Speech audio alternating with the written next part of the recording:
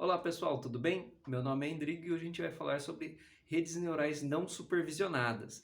E se você entrou nesse vídeo por causa da figurinha e achou que deu uma merda muito grande deixar uma rede neural sem supervisão, tipo, será que ela virou senciente, dominou o mundo, etc. Não aconteceu nada disso, tá? E também é um sinal que você não sabe muito sobre redes neurais, mas não vai embora não, fica aí que quem sabe você vai aprender um pouquinho mais e se interessa pelo assunto. Quem sabe até você não muda de carreira. Se for o caso, deixa um comentário aí que eu vou ficar muito feliz de saber que eu atingi positivamente sua vida. Então vamos lá.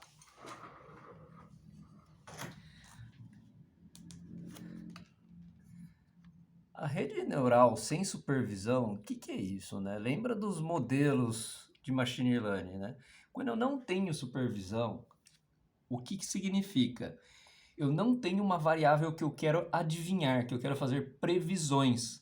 Né? As redes supervisionadas, você quer fazer uma previsão e aí com isso você tem um erro e você vai ajustando o seu modelo ali, seu machine learning. Quando eu não tenho supervisão, eu quero entender, digamos assim, os dados. Por exemplo, uma análise de cluster, uma fatorial, PCA, você vai tentar agrupar e entender aqueles dados. Um exemplo de uma rede neural sem supervisão é a máquina de Boltzmann. É uma rede com uma camada só, né?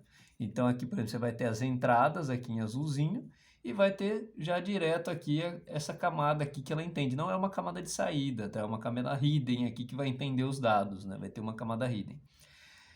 O objetivo é entender a distribuição das suas entradas, né, dos seus fatores e reduzir as dimensões, né? E aí com isso conseguir recriar os indivíduos, né? Depois eu vou explicar um pouquinho mais, né? Se ela não tiver interligação aqui nessa camada hidden aqui, ela é considerada uma rede neural restrita, que é o mais comum, tá? Seria a RBM, que é Restricted Boltzmann Machine, tá? A ideia é parecida com a análise fatorial e PCA, de você reduzir as dimensões, tá? Deixa eu explicar. Imagina que essas três bolinhas aqui, você tem três categorias. Pode ser uma cobra, a sua sogra e um cachorro, né? Você vai jogar na rede neural aqui, você quer que fique em duas categorias, isso aqui você vai dar. E a rede neural ela vai entender e tentar agrupar esses dois. Então pode ser que a cobra ela vai agrupar aqui que é coisas venenosas. O cachorro vai agrupar aqui que seria coisas fofinhas ou coisas que você gosta. Aí a sua sogra depende da sogra. Pode ser que a sua rede, né, agrupe em coisas venenosas. No meu caso, ela vai ser coisas que eu gosto. Minha sogra é um amor. Até deixar um beijo aqui para ela. Então, teria grupo coisas venenosas que só vai ter a cobra, coisas que você gosta, sua sogra e um cachorrinho. Legal? E qual que é a ideia de você recriar os indivíduos? Sabendo que, por exemplo, desse neurônio aqui, seria o ideal, sabendo esse neurônio aqui, o ideal é que a sua rede conseguisse recriar e falar, ó, tem sua sogra e tem um cachorrinho aqui. Coisas venenosas é uma cobra. Sei que assim, o exemplo que eu dei foi bem simplificado, tá? Mas esse é mais ou menos o conceito, tá? Um outro exemplo aqui na saída, né? Aqui no caso, eu tenho o x vezes o w mais um bias, né? Um viés, passa por uma função de ativação, vou devolver um a. E aí a recriação seria o seguinte, eu tenho esse a, eu vou, tipo, passar de novo pela rede, então eu vou multiplicar pelo mesmo peso w é igual, vou somar um outro viés, o viés é diferente, e a função de ativação pode ou não ser igual. E aí com isso eu vou ter um R. Se esse R1 for igual a esse meu X1, a minha rede está muito boa. Eu estou conseguindo recriar só de saber esses dados aqui menores, né? Seria também ali seria essa ideia, tá? Tô pensando em algum outro exemplo, mas seria tipo assim, ó, sabendo eu tenho aqui vários ingredientes e eu faço um bolo. E aí esse bolo é tão bom que você consegue identificar os ingredientes. Então você sabe que você colocou nozes, você sabe que colocou fermento, farinha, açúcar, por aí vai. Então você consegue identificar todos os ingredientes individuais desse bolo só comendo esse bolo, tá? O importante, ao invés de a gente usar o gradiente descendente para otimizar essa rede, a gente usa a divergência constrativa, que ela vai ver a diferença desse R com relação ao X, o X inicial aqui, tá? E em vez de uma função de custo, usa essa divergência de Kullback-Leibler, tá? Então, como eu falei, ele tenta sempre igualar, digamos assim, o que estava antes com o que está sendo representado aqui, né, na volta. Como eu falei, a ida, a gente tem uma função y que é uma ativação, xw mais b vezes esse h, e a reconstrução, o r, vai ser uma outra função de ativação, pode ser igual ou não, y, v, aqui no caso seria a saída, vezes o mesmo peso, um b, aqui um índice v aqui, que o b é diferente, né? E aí a gente vai fazendo e refazendo essa vai e reconstrói, vai e reconstrói, vai e reconstrói para ir otimizando essa capacidade de reconstrução da rede. Como eu falei, seria o caso de você comer um pedaço do bolo e você saber exatamente todos os ingredientes que foram naquele bolo, né? E aí você come um outro bolo, sabe todos os ingredientes daquele outro bolo e por aí vai, né? Os usos disso, para que você vai usar isso na vida, né? Pode ser usado com um sistema de recomendação, por exemplo, séries, músicas, né? Então, eu agrupo meus filmes ou minhas músicas em categorias. Se você gosta de tal categoria, provavelmente você gosta daquele filme que está dentro da categoria. Ou uma outra opção é você agrupar as pessoas. Então, se eu tenho pessoas que, sei lá, gostaram de Matrix e Senhor dos Anéis, e você gosta do Matrix, a chance de você gostar do Senhor dos Anéis também é muito grande, né? Exemplo hipotético. São dois filmes que eu, pelo menos, gosto. Se você gosta, deixa um comentário aí, tá? Outro caso de uso é redução de dimensionalidade.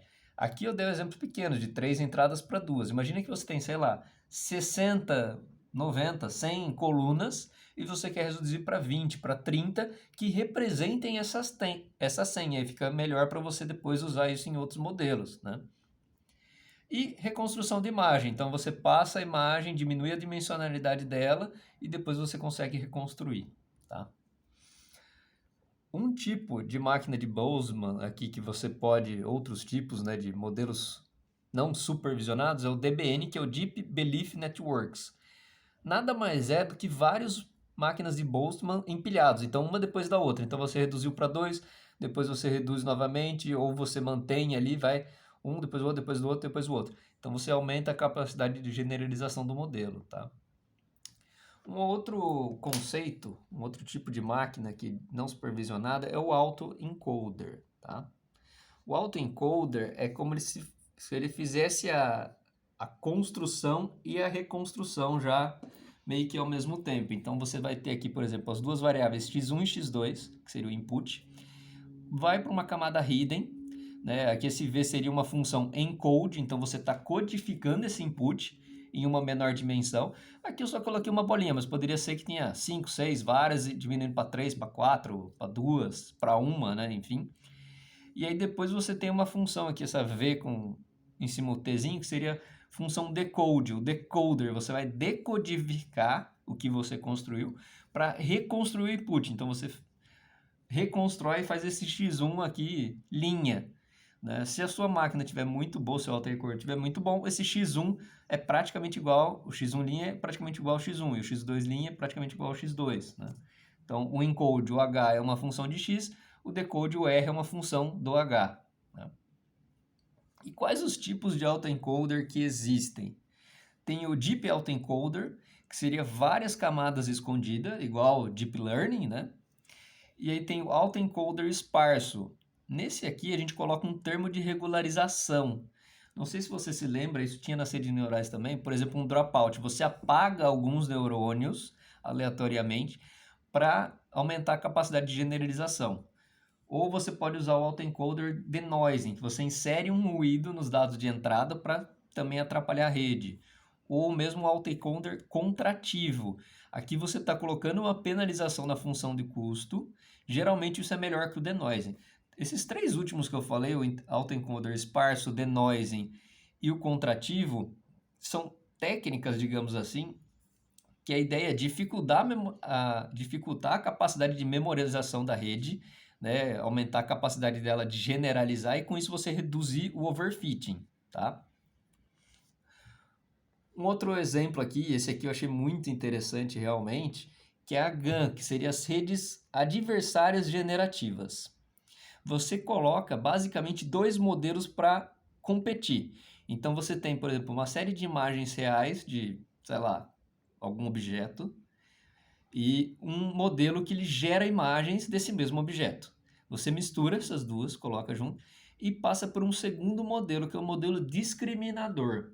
O que esse modelo deve fazer é separar se a imagem é real ou se ela é criada por computador. Beleza, aí você vai classificar, vai ter imagem que você acertou que realmente é real, vai ter imagem que você errou, e aí com isso você vai ter duas perdas. Uma perda desse aqui gerador, que ele não conseguiu, digamos assim, enganar o modelo, e a perda do discriminador, que ele foi enganado, digamos assim, ele não conseguiu entender que era uma imagem não real. E aí com isso, essas duas perdas, você faz um backpropagation, você vai melhorando os dois modelos.